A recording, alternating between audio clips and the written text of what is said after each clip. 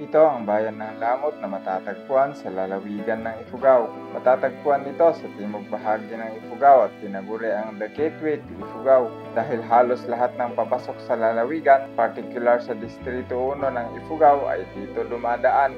Ang bayang ito ay disiplinado dahil sa mahigpit na pagpapatupad nila ng kanilang mga batas dito. Kaya ito ay may tagline na Umunati Lamot na ang ibig sabihin ay nangunguna ang lamot. Kung tungkol sa progreso naman, ang pag-uusapan ay parami ng parami ang mga business establishment dito na nagbibigay ng trabaho sa mga tao. At kung tungkol naman sa turismo ay hindi magpapahuli ang bayan na ito dahil sa tagline nitong yaman sa mga magagandang pasyalan o tourist destination. Kaya bilang isang vlogger na mahilig sa adventure ay aking pinuntahan ng ilan sa mga tourist destination sa bayan na ito. Kaya tara guys at samahan niyo ako sa video na ito.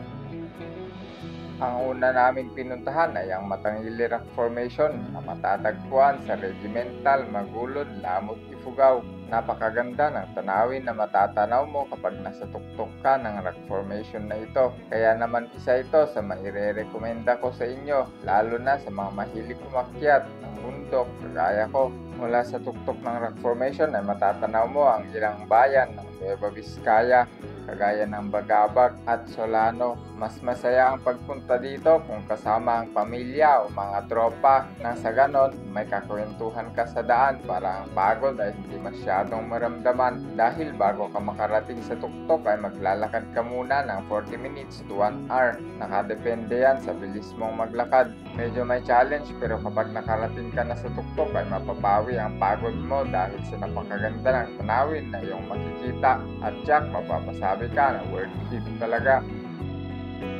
Pagkatapos nga namin sa Matangili Rock Formation ay sunod naming pinuntahan ang isang nakatagong waterfalls na kung tawagin ay Magulod Falls o Mongongaak Falls. So ayun guys, nandito na tayo sa may Magulon, Lamot, Ifugao at pupuntahan natin yung Mongongaak Falls o Magulon Falls na tinatawag nila. So let's go! 2,000 years later. Ito na nga yung falls guys! Ito ay isa sa underrated tourist destination sa bayan ng Lamot dahil sa nakatago ito ay hindi masyadong pinupuntahan ng mga tao. Ang waterfalls ay matatagpuan sa Mongongaak, Magulon, Lamot, Ifugao. Kung nais mong pumunta dito ay magtanong ka na lang sa mga tao kapag nakarating ka na sa barangay Magulon o di kaya sa barangay hall nila mismo na madadaanan mo. Ang babait ng mga tao dito kaya tsak na ituturo sa iyo. Mula nga sa kalsada ay maglalakad ka lang ng 20 minutes bago ka makarating sa Malaparaisong Falls na ito. Ang ganda dito kasi bukod sa malamig ang tubig ay napaka-presko dito dahil napapalibutan ng mga puno. Kaya naman napaka-perfect talaga mag-picnic dito at sigurado akong may enjoy nyo. At ang huli na ibabahagi ko ay ang Lamot Eco Park na matatagpuan sa Hapid, Lamot, Ifugao. Hindi ka na mahihirapan pang tuntunin ito basta sundan mo lang yung kalsada na pupuntang Barangay Hapid at makikita mo ang malaking signage sa bandang kaliwa mo kapag galing ka sa sentro. Hapon na kami nakapunta dito, mga alas 5 siguro. Base sa sinabi ng nagbabantay ay mas maganda bumisita kapag medyo maaga, mga nasa around 10 AM to 3 PM daw sana upang ang ihip ng preskong hangin dito ay iyong madama.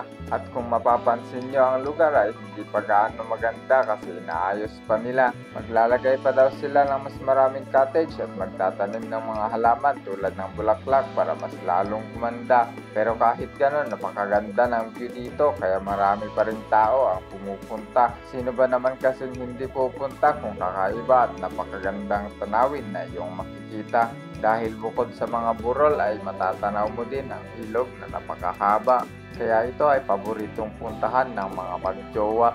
Kaya kung ako sa iyo, ayayin ng pamilya, mga kaibigan at jowa at mamasyal na sa napakagandang bayan ng Lamot, Ifugao.